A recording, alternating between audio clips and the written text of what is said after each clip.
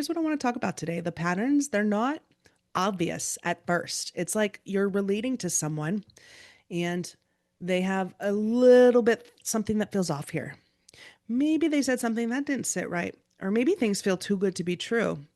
We're going to go through some of the patterns, the behavior patterns of men who kind of fall into the category of being transactional exploitation or looking at women as objects because it's not a safe dynamic and it will never end in a way where you feel respected and cared for.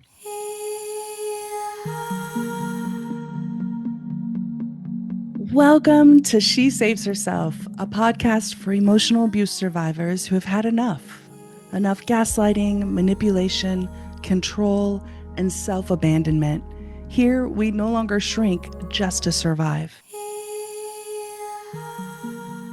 Hello, hello. Welcome to She Saves Herself podcast. I'm Shannon Kaiser, and today's topic is really heavy on my heart and many of us, especially here at She Saves Herself. This platform and this whole entire community is really here to help us feel empowered, help us know our worth, and really respect ourselves and recover from abuse, emotional abuse, abuse in relationships, and recover from disrespect. There's a lot of signs that people will kind of go through where we don't always pay attention to the signs, such as, there are signs that we often look right past. And they're considered red flags for maybe someone who's more healed or someone who maybe doesn't recognize that they're in the patterns, but we all have different points on our journey. And so, for example, if somebody's involved with somebody who may feel unsafe to people on the outside, there are so many dynamics of why we stay in these relationships. And so you can't say, why didn't she leave earlier? Or I would have left, or all the things that happen where we often blame the women who are in situations. But what we want to talk about today is, how we can recognize when someone's unsafe, but also look at the signs that often get dismissed because there's something happening on a collective right now. It's large and wildly wide scale. There's so much being exposed right now in the media, and it's really all across on social media, in the mass media, and just in conversations with people about how women are being treated and often without their consent, and it's impossible to ignore. And with everything coming out from the investigations, it's so important that we talk about it. We're watching things unfold on kind of a real highlight reel, but it's peeling back and exposing things that have been there for a long time. And so it may be shocking. I've been having visceral experiences and it hurts. It hurts my heart, my soul, my body. And it's because I've experienced a lot of what's happening. I have experienced it, and almost every woman I talk to has also felt unsafe around men or unsafe in relationships. And so I want to be clear though, today's podcast, we're going to talk about the signs that don't actually look like red flags and how to kind of recognize, because what's happening is we often will we're actually taught to abandon ourselves to make the connection work. We're taught to kind of push it under the rug. And I want to be clear, today is not about blame. It's not even about gender, so to speak, of masculine or feminine, although I will be talking about men and women. What we're really getting to is behavior patterns that have gone unchecked for so long about looking at other people as objects, as transactions, as exploiting human bodies for their own personal gain. These are predatory behaviors, these are abusive behaviors, and there is a whole collective, millions and millions of men, especially, who are perpetuating this and believe this. And I've sadly been involved with men who are very predatory in nature. And I think almost every woman I've talked to has been in situations where they felt kind of uncomfortable, whether a boundary was crossed, whether something was said. So today, we're going to talk about it. In my own relationships, I've been in relationships with men I didn't feel safe with. And I was so used to being involved with men who weren't accountable, who would blame shift, who would always, bring other people, like triangulate, bring their exes or bring up other people to kind of stir up jealousy. And they were always playing games. They demonstrated such disrespect in subtle ways in the beginning, and it turned into bigger abuse towards the end of the relationships. And that's what we want to look at because in the beginning, there were signs there with the Epstein files, still ongoing and the CNN investigation exposing rape culture lately. It is very clear that we need to talk about this because it's not rare. It may feel shocking, which it is, but it's a pattern. It's happening. It's a subculture, but it's also a real culture that's out in plain sight. And here's what I want to talk about today. The patterns, they're not obvious at first. It's like you're relating to someone and they have a little bit something that feels off here. Maybe they said something that didn't sit right, or maybe things feel too good to be true. We're going to go through some of the patterns, the behavior patterns of men who kind of fall into the category of being transactional, exploitation, or looking at women as objects because it's not a safe dynamic and it will never end in a way where you feel respected and cared for. I personally have been involved with men I trusted very much. It was in romantic relationships with them and they tried to sedate me and drug me. I've been involved with men who tried to steal from me and actually did steal lots. I've been involved with men who ruined my reputation or really tried and they targeted my livelihood when I put up a boundary and men who just manipulate in every conversation. And I've also been involved with men who coerced me into doing things I wasn't ready for. And this isn't about blaming the men. This is about a whole group of people in our world who think that this is just how you relate because I was so used to having this treatment from men that I didn't question it. And you're not allowed to speak up about it. But this is the thing, there is a turning point where the more exposure it gets, the more we can stand up and say, no, this is not okay. The more I started to heal my abandonment wounds of needing validation, of my mother and fatherhood wounds, of realizing that I can love myself and fill myself, the more self-respect and self-worth that I had, the less these men could be around me. But when I was still outsourcing that, it was easier to get into relationships with men like this because we're all walking around kind of as I think one of the famous quotes is we're all walking ourselves home by Ram Dass. So we are all learning and we come into relationships to learn. But today is about protecting yourself. I'm not blaming and we're not just going to generalize. What we're getting at today is more importantly, how to stop overriding your own inner knowing. And we do this by the signs that don't often look like red flags. So I'm going to talk today through sort of like a lens. I'm going to talk about behavior patterns that kind of get clumped into groups. And so the very first one I want to talk about is let's start with the behavior pattern of control, like control of access or convenience, so to speak. So a lot of the examples I'm going to give you today are all of them are things that I've actually experienced, but there are also things that are very common with manipulators, abusers, and predators, really. And again, this isn't about labeling them. What we want to think about is it's not so much what kind of man is this on the first date. We're not categorizing. What we're actually going to turn and look at is what is this bringing up inside of me? What kind of dynamic is this if I'm in relationship with someone who does this? Do I feel respected? Do I feel cared for? Do I feel honored? And do I feel like my needs are being met? Because a lot of the times we don't need proof of harm. We just want to recognize the small misalignments because it's information. And so the behavior pattern I'll start with, as I said, is control of access and convenience. And this often looks like someone who's going to cancel plans at the last minute. I was involved with someone who would never come to my side of town ever. And they would always cancel plans at the last minute. And off of if somebody is always late, always showing up late, always showing up late. Now, I have friends, I want to say, that do show up late. They have children that are young. They've, my whole life, even when we were in college, they've never really managed their time. That's not what I'm talking about.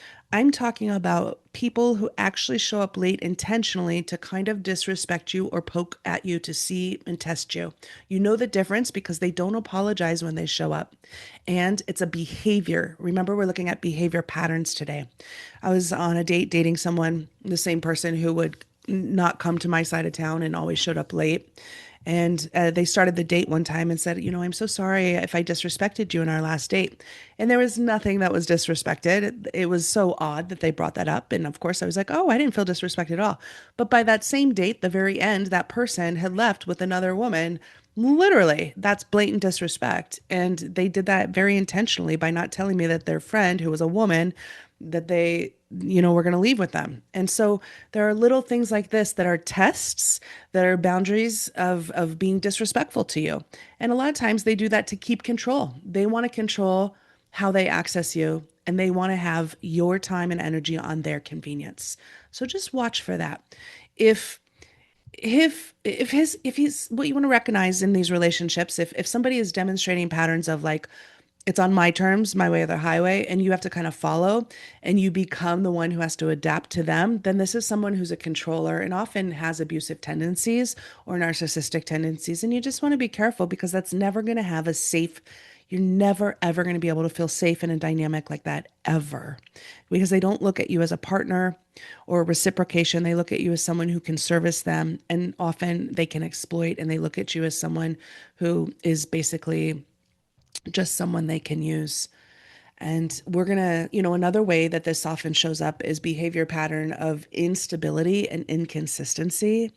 So again, if someone cancels at the last minutes, but also if someone makes a lot of contradictions, like I was involved with someone who said that they were allergic to dogs, and they were very clear about that because they wanted to make it clear that they didn't like dogs. But then like several months into like knowing this person, they all of a sudden weren't allergic to dogs. And I realized it seems subtle, right? That you're like, okay, what is this? Well, it's a lie, but also lying about something such as an allergy because you don't want to be around that person's dog, but then realizing it's a lie. These are inconsistencies. And if somebody's inconsistent, then that means there's an instability on the baseline. And so if you start catching someone in small lies, it's not so much, these people, they would lie to me and lie every conversation. And I never really called them out. And that was my choice because they were just showing me that they were liars. And I could see that. And I knew from my past that if you call out a liar, they just deny it. So, really, you have to ask yourself, do I want to be with someone who's inconsistent, who's telling little white lies, or who's catching, they're lying to me? And that just doesn't feel good. So, again, how does it feel in your body if you're with someone or getting involved with someone who's constantly being inconsistent? Because what happens in these dynamics with controllers and abusers or people who are more predatory in nature, they are constantly doing little things like this to keep you on your central nervous system can never calm down. You're always trying to recalibrate, and you're trying to make sense of their shifting information. So it's very calculated on these manipulators kind of on that from their point. And something I used to miss, this is one of the behavior patterns that gets missed so often, but it's like narrative control. They're trying to have impression management with every single person in my past. And there's a lot of research studies, the type of people who are going to exploit women or use other people for their own personal gain or do things that are just morally not acceptable. They're harming other human beings for their own needs. They would almost always have a way that they were trying to kind of just show up in a way that they wanted you to see them versus who they were really. And a lot of times it's because they don't know who they are, they don't like who they are, but they're going to have a facade. And so I was on a date with someone. This looked like we were sitting outside on the patio and a homeless man came up and asked for money. And, I was polite to the homeless man. I said, I don't have any cash. Sorry, bud. And my date was definitely, well, he was so uncomfortable. I saw a side of him that was just like, he turned really stoic. He kind of puffed up his chest and his eyes, like he pursed his lips, his whole body language changed, and he absolutely refused to acknowledge the homeless man. Later, come to find out, this person was very much involved with narrative control. He wanted his image. Anybody below him, he saw people on a hierarchy. And on my Instagram, Shannon Kaiser writes, I post a lot of different things about this of there's different, the psychology of people. If somebody sees people as power, they are the central and everyone else is below them and must serve them. And so this looks like, how do they treat the waiters? How do they treat homeless people? And how are they treating other people? More importantly, are they consistent? I started going on dates with people and they in public were so generous and nice and kind and smiley and engaged. But as soon as they got behind closed doors, totally a different person. That is a red flag. But it gets missed in the beginning. We're like, oh, they're just tired from today. And so we have to stop second guessing ourselves because with all the things I've shared so far, there have been moments where I thought in that moment, early in the relationship, that's odd. That's not normal. That seems really rude. I don't want to be with someone who's rude to other people and can't even acknowledge a homeless man. But I brushed it under at the time because I was like, well, we're early dating, but you take in this information. So narrative control and impression management can also look like how do they show up, in is everyone else the problem? Are they always, covert narcissists are very much, and again, we're not labeling people, but I would say people who have these types of behaviors, they're very much always in a situation where kind of chaos happens, or they are not the problem, everyone else is, but they're always talking about how something happened to them. And they may act like they're taking accountability, but there is no accountability. I was involved with someone who basically was very much the very first date. He said, I got kicked off of one of the dating apps. And at the time I thought, okay, that's a little odd, but I wanted to know why. And the person was like, oh, well, it was because of our beliefs. We had different political beliefs. And at the time, first date, I didn't really question it. But now, like looking back, that was a major red flag. And it was also what the more I learned about this person, she most likely kicked him off because he was dangerous. He actually was a predator. And you have to read between the lines sometimes because master manipulators give you just enough information for you to fill in the rest. And you will often project who you are or what you want onto them. And at that time, all through my 30s and 20s, when I was dating, I was always like seeing the best in people, which is great. It's a beautiful trait. And I still do. But now I let people show me who they are and look at that information first because we can live in potential all we want, but most people choose not to go to their potential. They would rather use, not most people, but the people that we're talking about today to protect yourself from, they're really in a place where they're just wanting to use and kind of just be perceived as nice and be perceived as a good guy or a good girl, but they're not really, and they really don't care that they're not really. And that's what we want to protect you from, because if you're involved with people like this, you could get hurt and worse things could happen. So one that really is actually a little more subtle is a behavior pattern of like boundary testing. These are compliance checks that often happen with somebody who is capable of going and being involved with things like the Epstein files, or being involved with, this CNN report that's come out and this investigation that's happening with online behaviors, or even sites like Ashley Madison, which is the site that, encourages people to cheat. And so these are just different places where people stand in their own moral values. And when we talk about boundary testing, it's often pushing small boundaries to see, such as showing up late all the time to see, can I push this?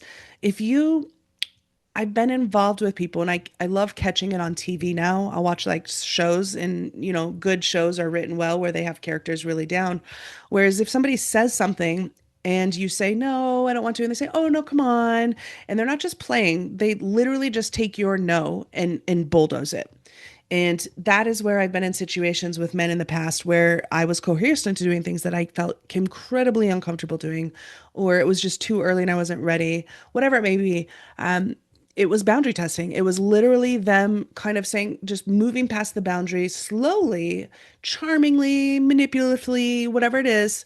You really want to recognize if there's an urgency to get you to a yes. And this often looks like if you're on the dating apps, they quickly get off the dating app as fast as possible to get your phone number. They want to, I was FaceTiming with someone or not FaceTiming, we were talking back and forth. We had moved off the app, and then they said, hey, do you want to, want to FaceTime? And I wasn't ready to do that yet. And then they just sent me a FaceTime after I said, I'm not ready. That was a boundary push. And that showed me that this person wasn't safe, because I don't think any of us need to be involved with someone who doesn't listen and honor our demands and needs and desires. So, it gets a little more confusing when you go into some of the other behaviors like divided attention. If they're hot and cold, if they come in, for many years, all through my 20s and 30s, I had a lot of relationships with men who we would break up and I'd stay in contact with them, but not regularly. So, like, they would come back into my life. And I never thought twice about it until I realized they were coming back when they weren't involved with someone. So I was kind of like a source of supply to feed their egos when I was just thinking, oh, this is a friend from my past. But no, it was actually someone who was kind of using me to fill up their emotional tank and get some validation. And then they'd go run off to wherever they were, they'd fly to where I was in the country or whatever it may be. But it was always them just getting their needs fixed. There was never a reciprocation. And then when I did put up a boundary and say, hey, I need a little more consistency, I'm at a place where I really value my friendships, they would show their true colors. And this is something you want to look for. So, are they hot and cold? Are they flirting with other women in front of you? I've been on dates with men who do that very blatantly, and they do it, I can tell what, because they're testing. That's another boundary test. There are some people who very much are flirt. That's just who they are. There's also other people where you can tell that they're trying to see how you're going to react. And do you really want to be involved with someone who's going to test you? There's also things like privacy and transparency. This is a behavior pattern. I've had boyfriends who read my journal, they read my diary.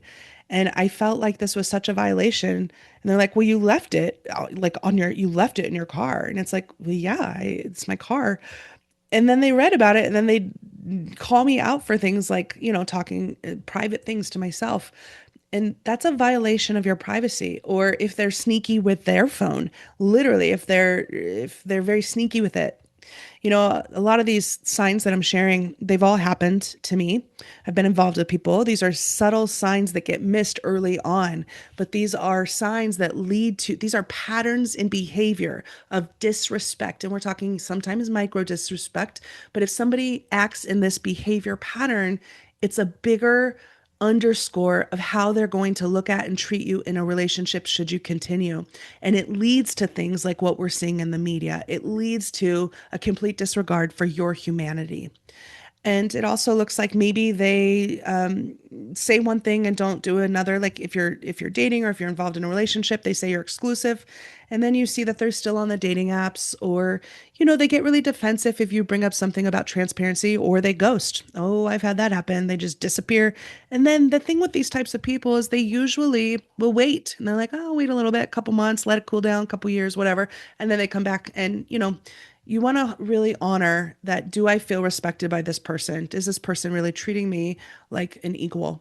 Because if they're not, that shows where they stand in how they look at relationships. And, if you want to be in transactional relationships, then, that's where you are. But what I'm getting at and what we're here at She Saves Herself, it's about honoring yourself, respecting yourself, and knowing that you do deserve reciprocal relationships where someone's not going to look at you as a transaction and someone's not going to use you. Now, I want to talk about just one more behavior pattern that shows up with people who might be a little bit more exploitive, dangerous, abusive, or even controlling. And this is the behavior pattern of covert control and also a psychological disruption that will happen.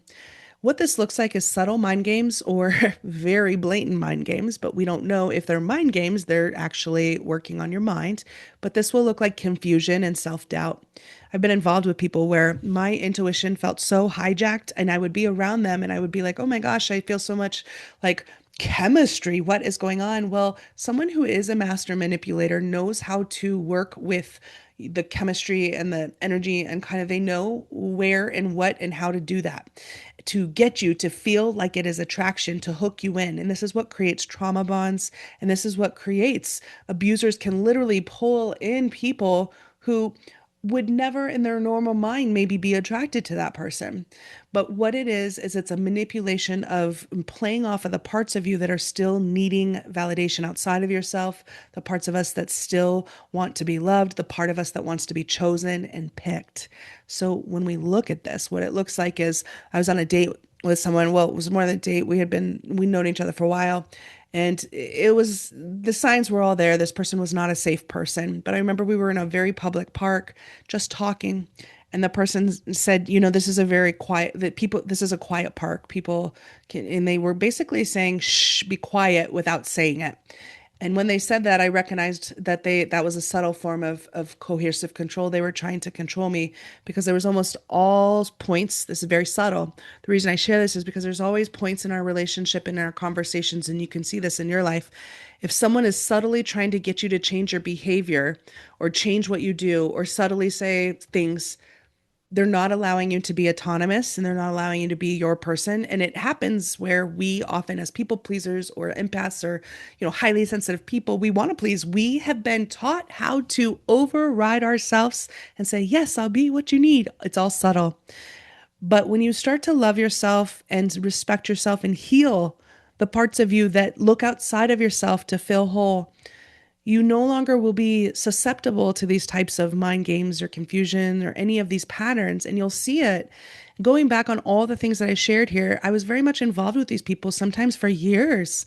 But now, if I were to meet them, I would, on that the very first time when they said, oh, I got kicked off of a dating app, I'd be like, okay, cool. Nice meeting you. We're out. The very first time they looked at that refused to look at the homeless person. The very first time they said one thing and did something else. The very first time that they told me to be quiet in a public place when kids were laughing, dogs were barking. You see, it starts small and it builds up. And a lot of things we can look for is, there's the things we talk about in the blogs and the other podcasts here on She Saves Herself, things like future talk, future faking. They hook you in with things they never really plan to follow through. But something happens when this what we're getting at here is all these things are happening, but how do you feel on the inside? I was always left disorientated. I was always second guessing myself. And there's something, these types of people, they would talk in circles. They'd start the conversation one way and then they would end it. It's called word salad. A lot of times with this kind of these dynamics, I remember they would talk and they'd agree with me like, yeah, I'm going to go to a wedding. My whole family's going. I'm thinking about going. I think, but then I don't know. I don't really want to fly across the country or the world. And they're talking about it. And then they're seeing what, they see what you want to say. You think you're in a conversation. And I was just like, well, yeah, I mean, if you don't have the money to go. And then the person was immediately like, it's family, though. Like, that's the most important thing. And so they contradicted themselves in the one sentence. I put my 2 cents in, and then they subtly undermined me. Well, several months later, I asked if they went to the wedding. They're like, oh, no, I couldn't. I didn't really care. So it's all manipulation with some of these people. And everything they're doing is a distortion of your reality to keep you second guessing so you don't ever catch on to their hypocrisy. So these are all signs that you're being manipulated. More importantly, these are signs that lead to what we're seeing in the media. If anybody is demonstrating all these, we're not saying they're a predator. I'm not saying they're a villain. I'm not saying they're narcissistic. But what I am saying is these patterns put together create a really important story for you to look at. The through line in everything we're talking about today and what ties it together, and all of these people that I've been involved with, every single one of them had no accountability. If I were to honestly kind of come to them and say, hey, that hurt me, or that didn't feel good, or they would never ever take accountability. Same through line. It was always one-sided. It was always what they wanted when they wanted. And there was always an erosion of clarity in these relationships. And that's because of the gaslighting and the triangulation and the future faking. So this is very calculated for many of these people. And I was left feeling confused. And so if you're involved with people like this, you will feel confused and you will not be able to be clear. You might feel slightly off balance. And like I had insomnia. I was involved with a lot of these stories came from kind of a few people, and I would have insomnia the whole time. As soon as I went no contact, I slept like so good. I slept like a baby. It was amazing. And I realized it's energy. Same thing when these people came into my life, it was like dropping. I have a lyric in one of the songs I'm writing, and it's called "You Came Into My Life and Dropped Drama All Around." And that's what happens. My life became very chaotic, and I work really hard to maintain stability and peace, and that's important to me. And I really focus on positivity and doing what you can to make each day great. But within, this person had come to my house, and within like a week of them leaving my house, my car broke down, my dishwasher stopped working, my laundry hose fell off and started like spinning around the house. I thought to myself, what is new in my life? Well, this person. And, there's a lot of science starting to be around people who are narcissistic or even any involved on the dark triad. Again, we're not diagnosing, we're just saying people who kind of, what this means is they're impulsive, they're very egotistical or driven by selfish kind of their own needs are what matter. They don't have empathy, so it's hard to look at others. Chaos tends to follow that. And so they have an energy of chaos in them and they don't have resolved issues because they move from one thing to another. They just abandon and think that that's going to just solve their problems. But, there is a thing called karma and it catches up. And I think what we're looking at here is that chaos. If your life feels chaotic because someone new is coming into your life, you have to ask yourself, is this chemistry? Is this connection? Or is this something that is making my central nervous system go berserk because it doesn't know how to feel steady? Because this person's energy field is unresolved. It's not stable. It's all energy. And so I think we have to be a little more clear. And some people may think that's too woo woo or like that's off, but you're here at She Saves Herself. We're here to literally save ourselves from people like this or from situations like this. So I'm sending you a lot of good vibes as you move forward in your relationships.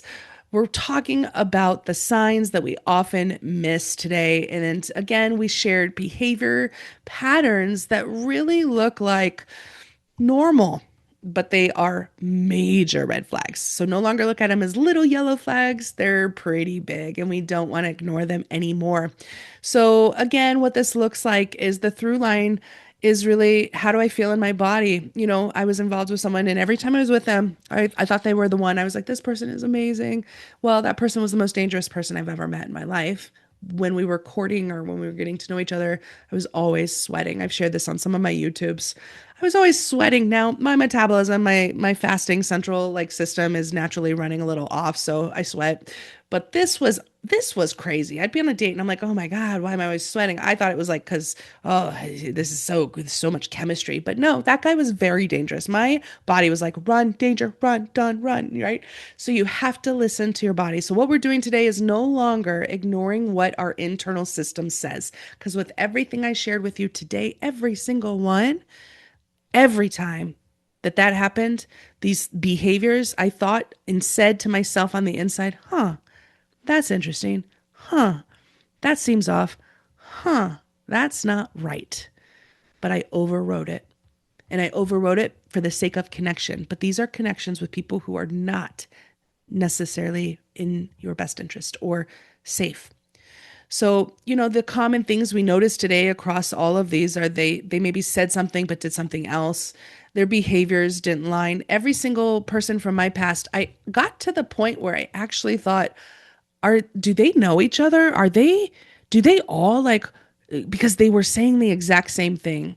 For example, they all said they wanted a relationship, but not yet. But they had a time. One of them was like, "I'll be ready in a relationship in about a month." Another one was like, "I'll be ready in a relationship for about a year, but not yet." And if you have a time, these are like players, right? Like if you have a time, you shouldn't put a time on relationships. You can't. It's not something you can quantitative. And they would all say something like, it was my exes in the past that were crazy, or they would always blame other people.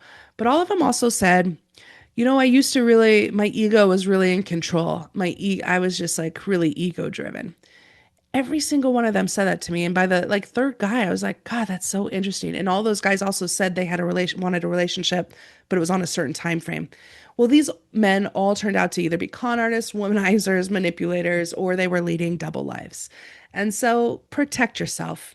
If we love ourselves and practice self care and we recognize the first time our system on the inside says, that's odd, that seems different, and we listen to it, we don't need proof of harm to be able to honor that little voice within.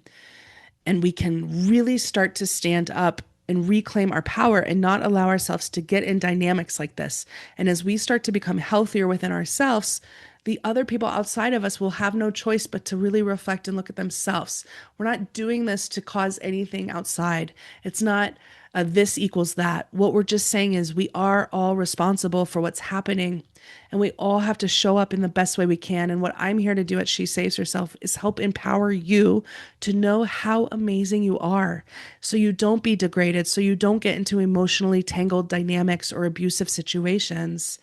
And so, the bottom realization and the key insight I want to share here is that kind of if you recognize with every single one of these situations and behavior patterns that I shared, they didn't really hide it. Even in the first date, they were like telling me who they were. I'm someone who gets kicked off apps. I'm someone who lies. I'm someone who is not going to be forthcoming. I'm someone who actually might drug you later or try to poison you, right? So it's not like they say that, but they do it in their behaviors, in their micro abuse and micro disrespect.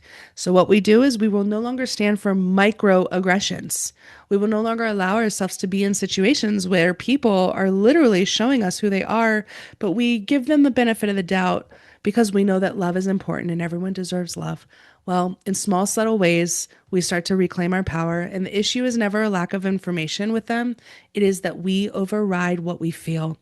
So we can start to change this dynamic by being really connected to ourself and our body and love ourselves enough to know that we will not be disrespected anymore.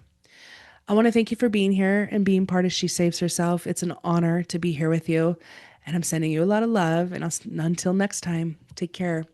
I'm going to leave you with the She Saves Herself, one of my songs from my first album that I wrote, because it really matches what's happening right here. So again, as we close out, what we feel is important, and now it's time to trust it. And so if we see patterns like this, they may seem harmless, but they're not.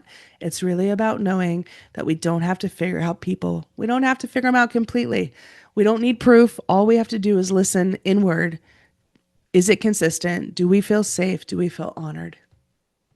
Thanks again for playing with the world.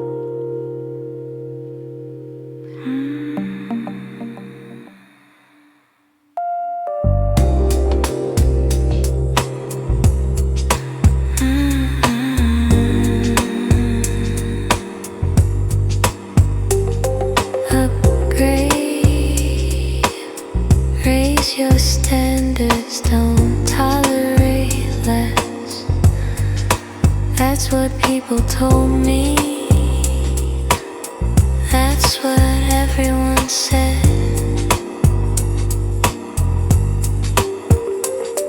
But they don't know what it's like to love a broken man. You wrap yourself in fantasy until you realize it's disrespect.